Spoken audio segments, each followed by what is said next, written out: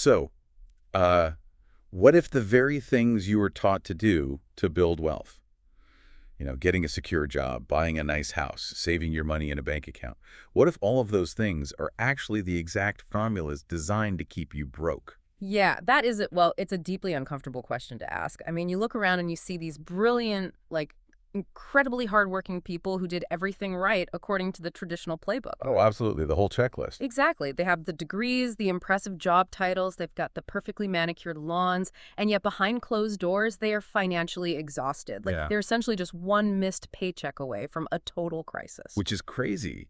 And that contradiction, that's exactly what we're decoding today. We've got a whole stack of notes, critiques, and excerpts that break down the core philosophy of Robert T. Kiyosaki's legendary personal finance book, Rich Dad, Poor Dad. It really is a classic for a reason.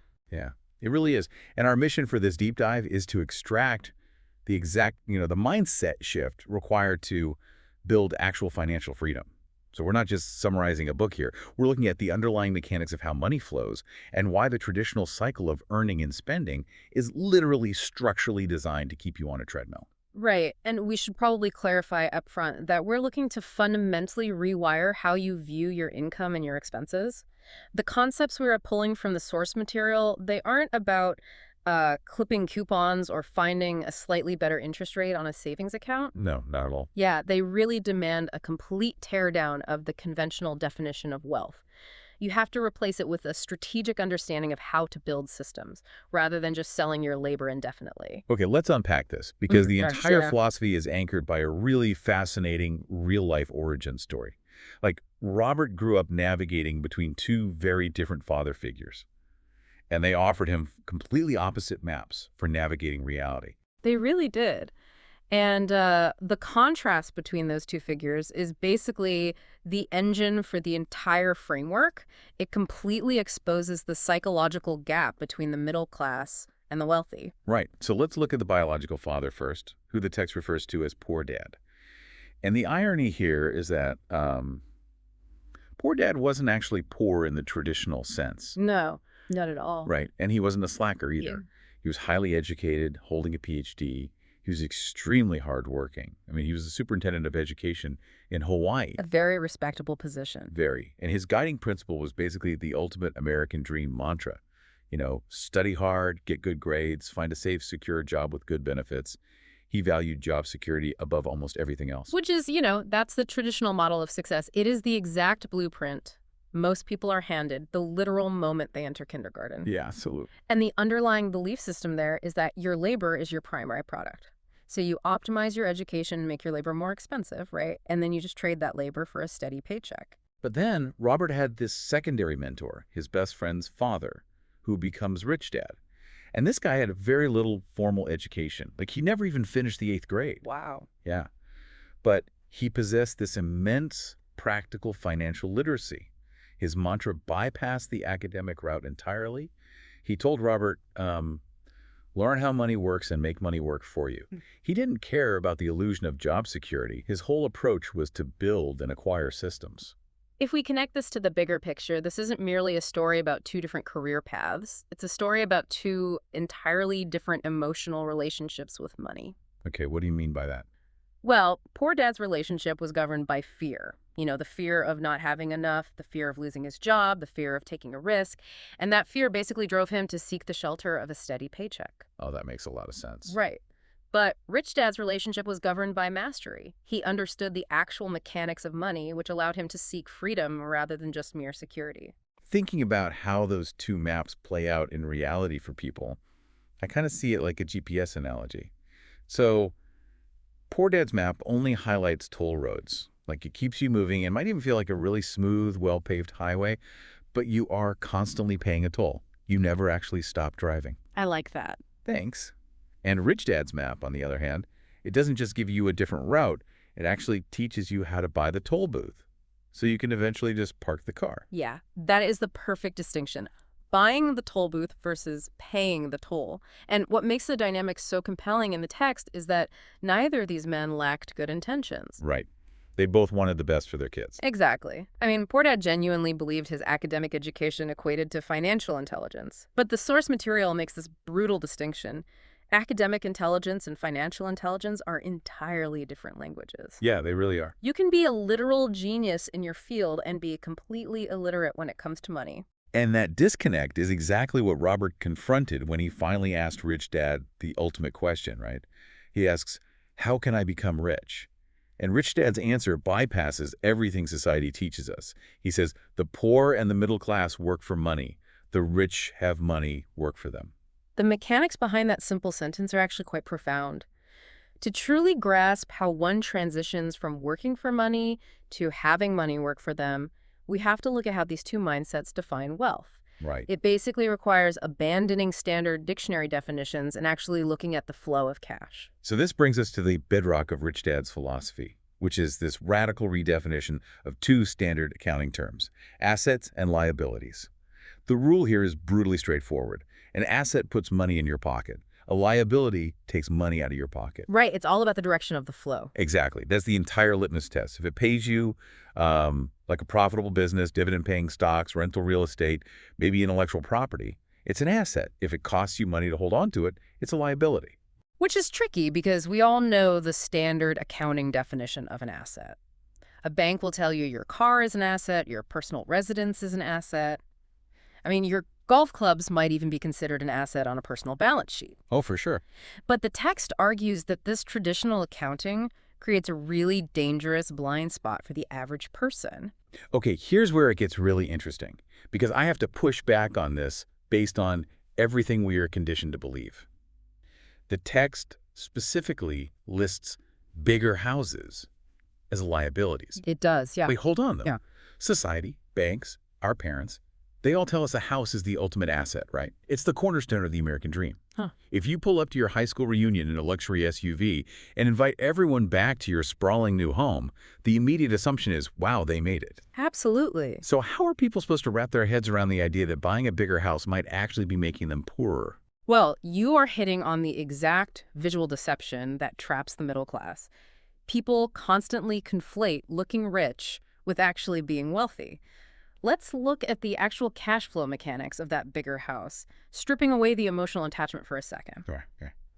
When you buy a massive home to live in, what is actually happening to your money on a monthly basis? Well, I mean, you take on a massive mortgage payment for the next 30 years. Precisely. And it goes far beyond just the mortgage. A bigger house triggers an entire cascade of secondary expenses.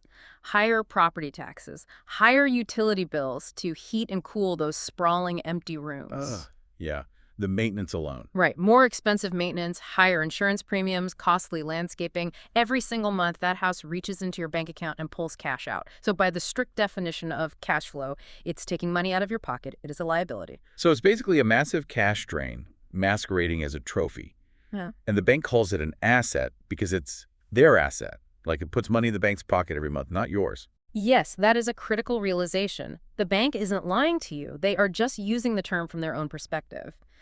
The friction here is that people think increasing their baseline expenses with luxury items or larger homes means they are increasing their wealth. When really they're just spending more. Right. In reality, they are just becoming more efficient at transferring their income to someone else's asset column. True wealth isn't about the optics of success. It's about acquiring systems that pay you unconditionally, whether you decide to get out of bed that morning or not. And if you misunderstand that cash flow mechanic, you don't just make a few bad purchases. You end up triggering the most dangerous societal loop identified in the text, the rat race. Oh, the rat race, yes. And it is fueled entirely by mistaking liabilities for assets. It's a structural trap. Let's walk the listener through exactly how this cycle traps you. Say you graduate, get a great job, and start earning a decent income. Because you've been conditioned to think a fancy car is an asset, you finance a new vehicle to reward yourself. You've just acquired a liability. Which means your baseline monthly expenses have immediately increased. Right. So to support that newly upgraded lifestyle, you need more money. You take on extra hours, you grind for a promotion, you sacrifice your free time, and finally you get that promotion and a significant raise. A cause for celebration. Exactly. Yeah. But what happens next? The psychological reward system kicks in, and you celebrate by upgrading your apartment to a bigger house. You take on a larger mortgage. You buy brand new furniture to fill the bigger house. Your tax bracket might even go up, taking a larger bite out of that raise. So the extra water pressure didn't fill a reservoir. You just bought a hose with more leaks. You are now earning significantly more, but your expenses have risen in exact proportion. Yeah, so you have to work even harder just to maintain that new baseline. You earn more, you spend more. You earn more, you spend more. You become terrified of losing your job because your liabilities demand constant feeding. That is the rat race. You are trapped by your own success. What's fascinating here is how the text traces the root cause of this trap directly back to the traditional education system. Why do so many incredibly smart, highly capable people fall into this cycle? The source material argues that schools are exceptionally good at creating proficient, obedient employees. They basically teach you how to be a cog in the machine. They teach you how to mind your employer's business, making the company owners rich. But they never teach you how to mind your own business. Exactly. You can spend 2 decades in the education system, master advanced calculus, write dissertations on macroeconomics, and graduate without understanding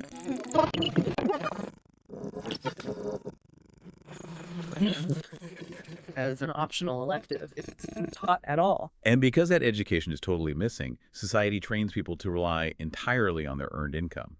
Your salary becomes your sole metric for survival and status. But the text explicitly states a truth that completely shatters that paradigm. Income alone does not create wealth. Yeah, that is definitely the hardest pill for high-earning professionals to swallow. You cannot earn your way out of the rat race if your expenses rise in tandem with your salary. A high income just makes you a highly paid participant in the race. This leads to the major turning point in Robert's journey. If income isn't the answer, how do you actually break the cycle? The realization is that wealth isn't determined by how much you earn.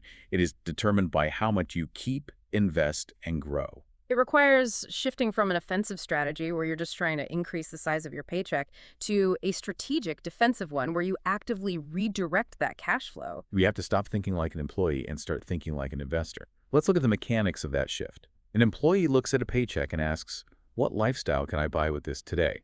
They pay their bills first, buy their liabilities, and if there is anything left over, which, let's be real, there rarely is, they save it. Right, savings is an afterthought.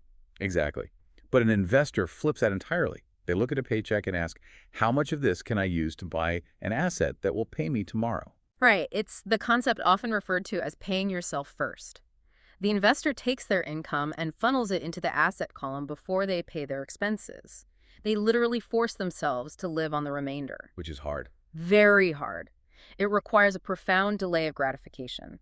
While their peers are buying the illusion of wealth, the luxury cars, the oversized mortgages, the designer clothes, the investor is quietly acquiring things that are unglamorous in the short term, but fundamentally life-changing in the long term. They are carrying buckets of water during the day, but spending their nights building a pipeline. Eventually, the pipeline is finished, you turn the spigot, and the water flows on its own. That's the dream, right? Waking up and realizing your money went to work for you overnight and it earned more money while you were literally unconscious. That is the dream. And the crucial takeaway from the source material is that this isn't a matter of luck. The wealthy don't magically stumble into a pile of money. They apply a specific set of principles. They continually educate themselves on financial mechanics. They understand tax advantages. They embrace long-term thinking. Yeah. And they possess the relentless discipline to acquire assets instead of liabilities. They don't want to look rich. They want to be free. That is the ultimate distinction between the two blueprints right there. Poor Dad sought security, which ironically kept him bound to the whims of his employer and the economy. Rich Dad sought freedom, which meant he had to entirely decouple his time from his income. So what does this all mean? We've covered a massive philosophical shift today. We started with the tale of two contrasting fathers. We looked at the visual deception of defining a house as an asset, and we broke down the exact cash flow mechanics of the rat race. We really unpacked a lot. Yeah, but it all distills down to a very empowering truth for you. Your future isn't decided by the number on your current salary.